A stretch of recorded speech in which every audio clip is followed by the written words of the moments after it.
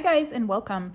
Today we are working on the Crochet Pumpkin series and we are working on the Farmhouse Crochet Pumpkin Pattern today. This one is one of the most popular sellers out of my patterns. I would say next to the mini rib pumpkin, this one is number 2.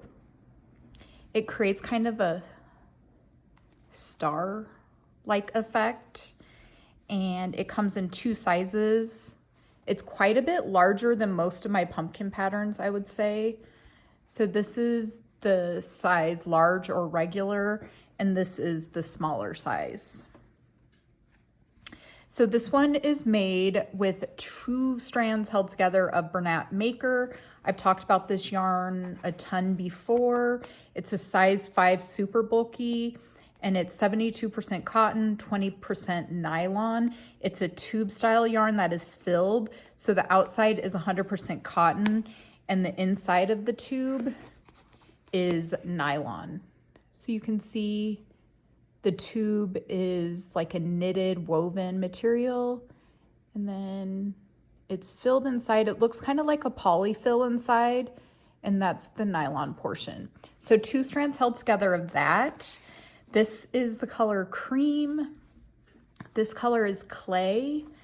And then this one's kind of a non-traditional pumpkin color in the color fawn, but I really liked it. It's kind of terracotta, but a little bit more pink.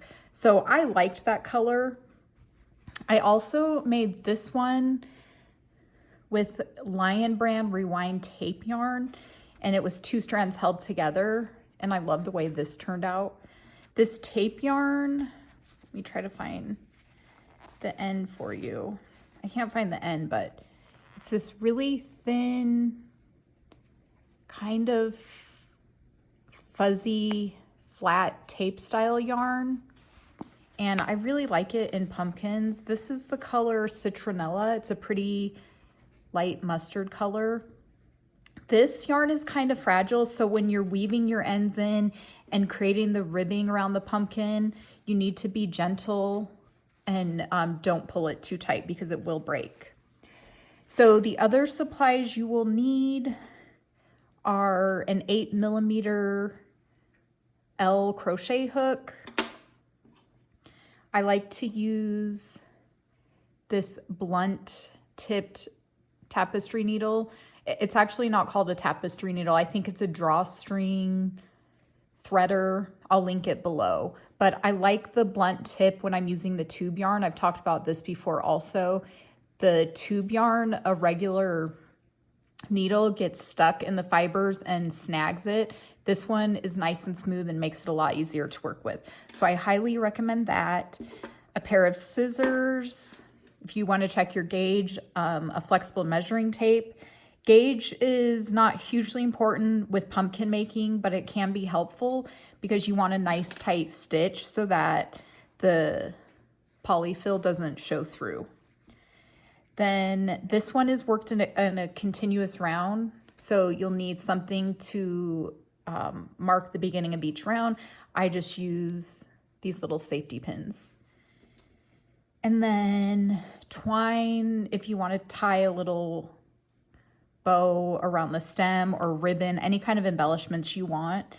I also get these leaves from a supplier online. I'll link her Etsy shop. These are really cute to attach around the pumpkins like that. And I also sometimes use these little leather tags that I get from a few different people. And you can use these as the stems. You just take them, fold them in half, and in place of the wooden stem or whatever stem you're using, you just put it there.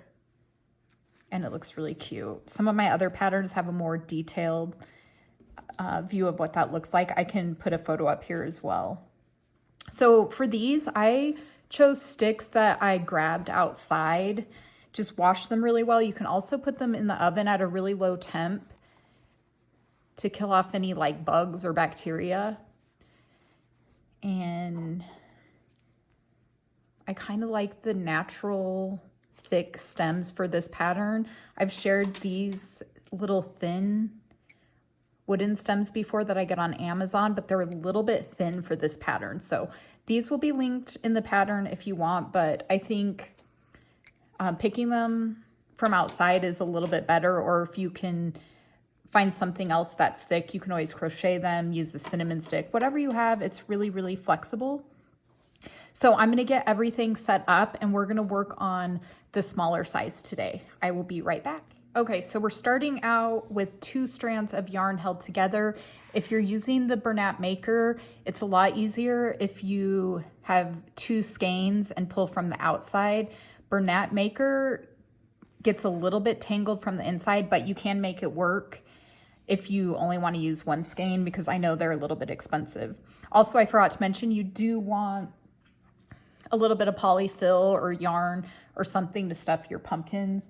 And then probably a hot glue gun, that's what I use, or some type of glue to glue the stem in place. Okay, so the beginning tail, we're just gonna weave in, so just make it long enough to weave in your ends. So taking the 2 strands held together, this is the color cream, we're going to wrap around our finger twice, take our crochet hook, insert it under all the loops, yarn over, pull up a loop, and chain 1. That creates a magic circle, also called a magic ring. So now we are going to work 10 half double crochet in the circle. So yarn over, insert your hook into the circle, yarn over, pull up a loop, yarn over and pull through 3 loops. Again, yarn over, insert your hook, yarn over, pull up a loop, yarn over, pull through 3. So we're going to do that 10 times total. So that's 3, 4,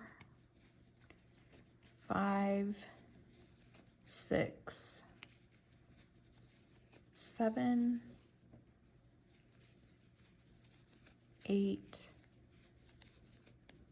9, and 10. And again, we do not join on this, so then just kind of pull. Be careful with the tube yarn. It's a little fragile and can break. Just give it a tug to close gently. Okay, and then now we're gonna do an increase round. So that was round 1, 10 total stitches. The increase round, we're gonna do 2 half double crochet in each stitch around. We're gonna mark the first stitch with a stitch marker. So right here, we work under both loops. That was our first stitch. So again, half double crochet. That first one's always tricky to get into. Okay, and then we're gonna take our stitch marker and mark it.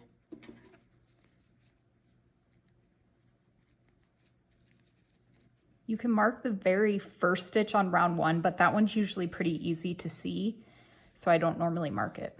Okay, so then we're gonna do another half double crochet in that same stitch. Okay, and then 2 half double crochet in each stitch around. So that's 1, 2, 3, 4, 5, 6, 7, 8. I'm going to go ahead and finish this round up. Make sure you have 20 stitches at the end, and I will meet you back here for round 3. Okay, so I just finished 20 total stitches. Here's my stitch marker. You don't want to work your last stitch in the stitch marker. The stitch marker is the first stitch of the next round. So if you're working into that stitch marker, you have done too many stitches or miscounted. So we're gonna go ahead and remove that.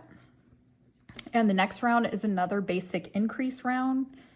And it's gonna be 30 total stitches, 1 half double crochet in the first stitch, 2 half double crochet in the second stitch, and then you repeat that 1 in the next stitch, 2 half double crochet in the next stitch.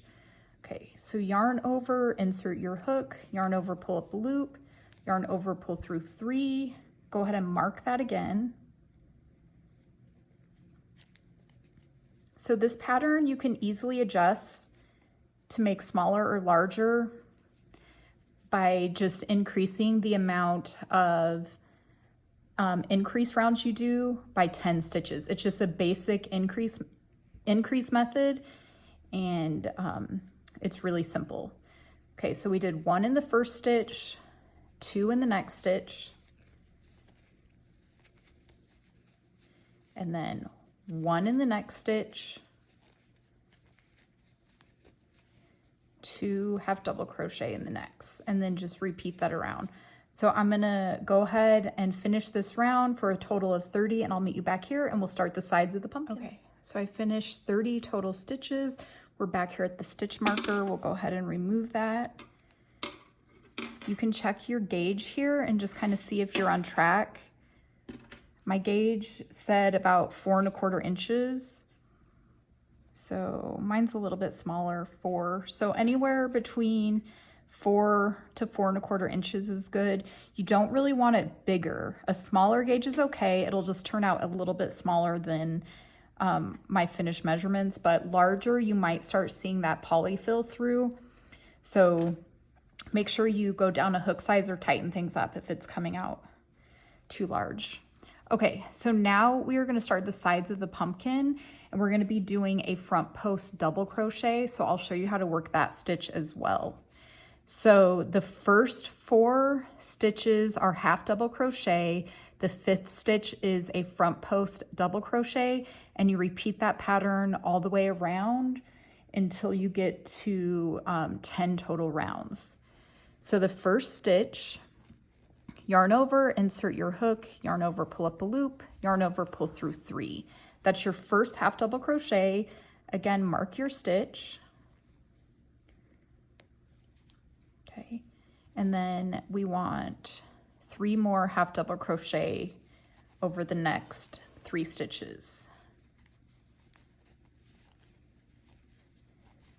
Okay, so you should have a total of 4, 1, 2, 3, 4 half double crochet.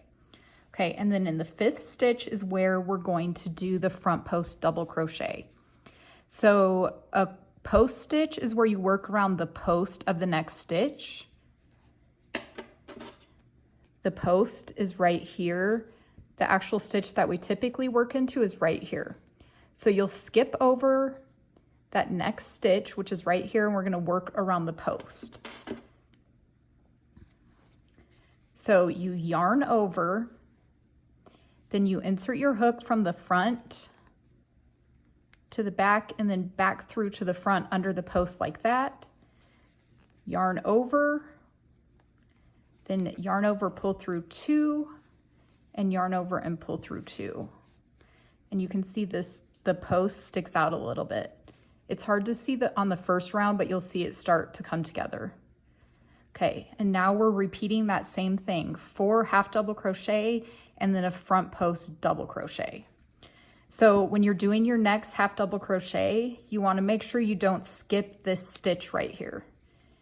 It tends to look like this would be your next stitch, but you worked around the post of the 5th stitch, and this right here is actually your 6th stitch. So you have to kind of move the post to see that. Okay, so we just half double crochet in the next 4 stitches. 1, 2, 3, 4. Then again, front post double crochet around that post. We don't work into the actual stitch up here. So yarn over, insert your hook from the front to the back, push it back through to the front under the post, yarn over, pull up a loop, yarn over, pull through 2 loops, yarn over, pull through 2. Okay, and we just repeat that all the way around for a total of 30 stitches. So the next several rounds are that exact same pattern.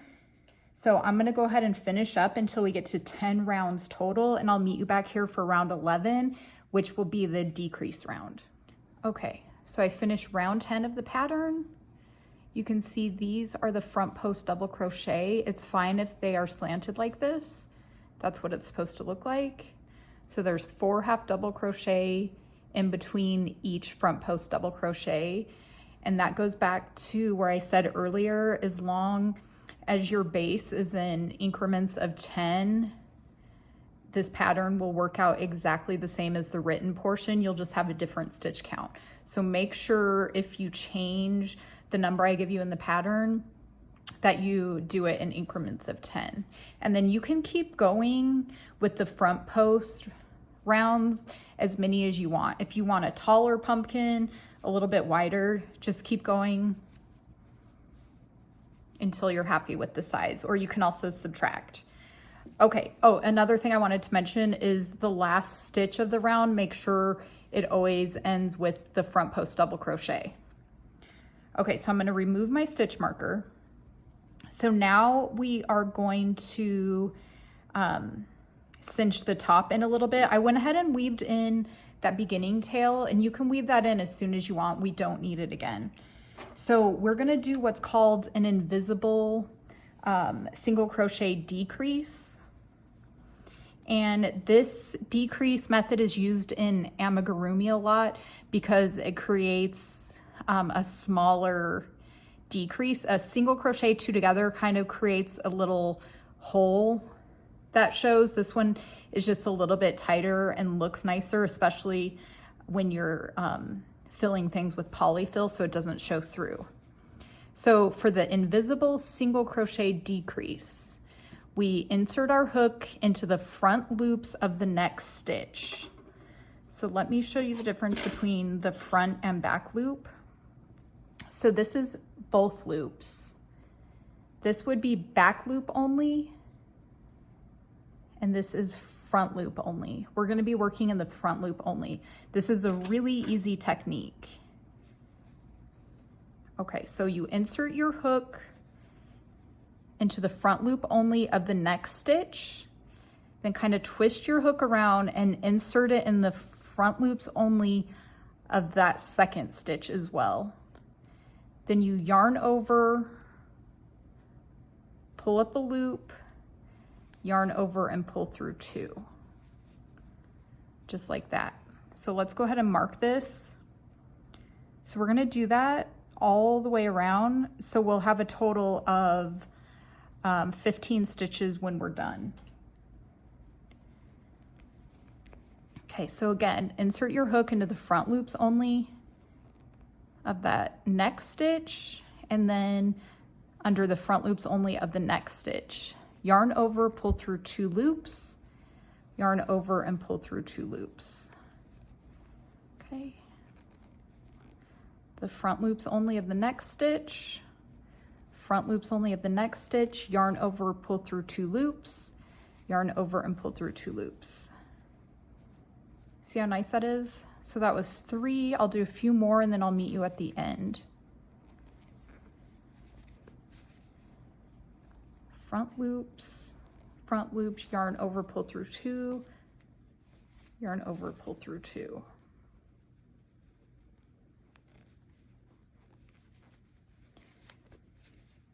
Okay, I'll meet you back here in a minute and we'll finish. Okay, so this is what it looks like after we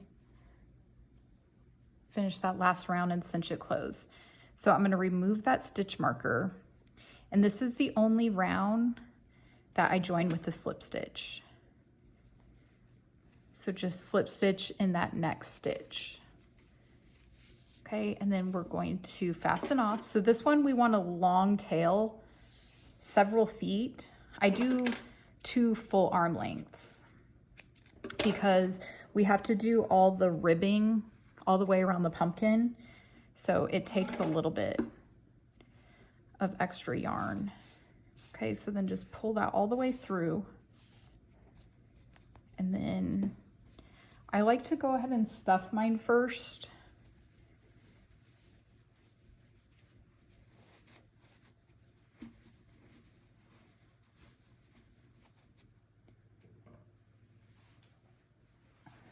So with pumpkins, you want to stuff it enough to where it's nice and firm, but it's not stretching your yarn tight to where the yarn shows through. You don't want it tight like that. So I think I just need a little bit more.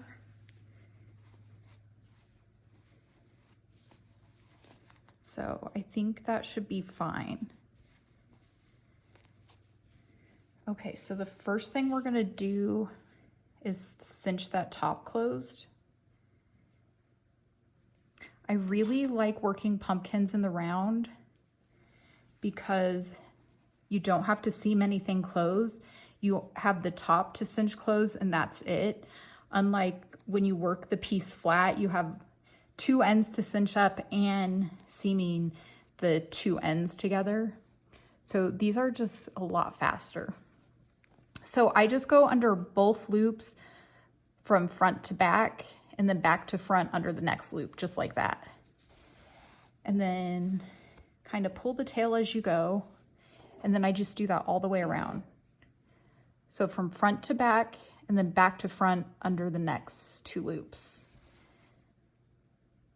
Front to back, back to front. This Bernat Maker can tangle kind of easily. So I only go through about 2 at once before I pull it through, just so it doesn't get caught up. So again, back to front, front to back, back to front. Just do that all the way around.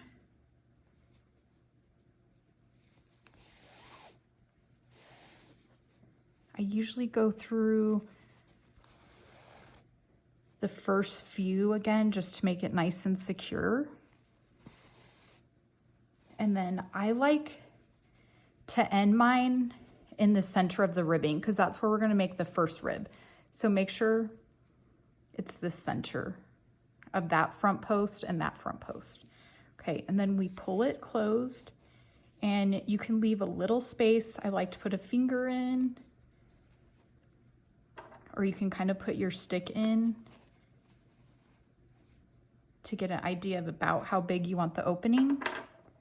We're gonna glue it at the end, so it'll still be secure if you make that hole a little bit too small. So for the ribbing, you take the 2 strands and you just go from the top of your pumpkin all the way down. I like to put it in the center. So I line my yarn up right here, the center between those 2 front posts. So just like that, and then go from the bottom center and then push your needle back through to the top. And then pull that, line it up before you pull it tight.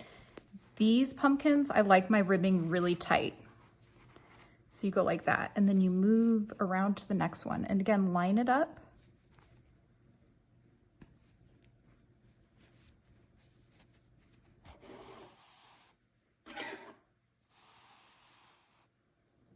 And then pull it through.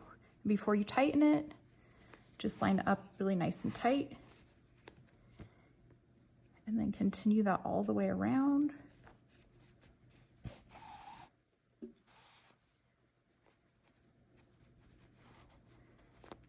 This pumpkin is really easy to do the ribbing because we have a nice spot where we can line it up on ourselves. Most of the other pumpkin patterns, I kind of eyeball. And so it's not always perfect, which is fine. But this one, it's really easy to get nice, perfect, even ribs all the way around. With this tube yarn, again, be gentle when you're pulling because it can break. It's pretty sturdy, but I have had it break a few times. So I'm kind of gentle when I'm pulling. Okay, now we have just one more section.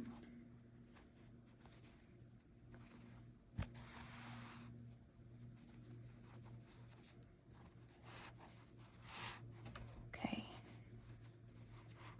So you can see I still have a bit of a hole left. I don't know if you can see it on the camera. And then I just take the ends and secure it. This part is really when that blunt tip comes and handy, because if you're using a regular needle, it is so hard to get it through this Bernat Maker. It just snags, and you'll see the pieces just pull funny. The loops get really big and tall if you accidentally pull it weird. So this is really helpful. So I go around the top in the really tight areas to secure it nice a few times. And then once I feel like it's pretty secure, I take the tail and pull it down the side all the way to the bottom.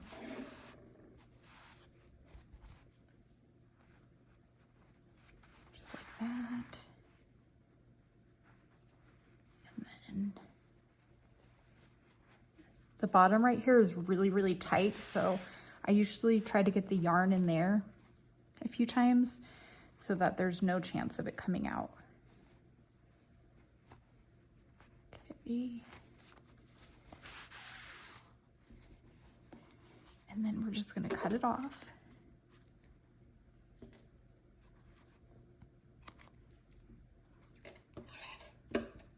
Okay, so this is the bottom. That's what the bottom looks like. And this is what the top looks like. I usually take the front post double crochet and just kind of shape it, make sure it's like in the center of each rib, kind of like that. That's what you have. Really cute pumpkin. And then you can, I think that might be a little big, but I'll just hot glue that in place later. Oops. Let me see if this one's smaller.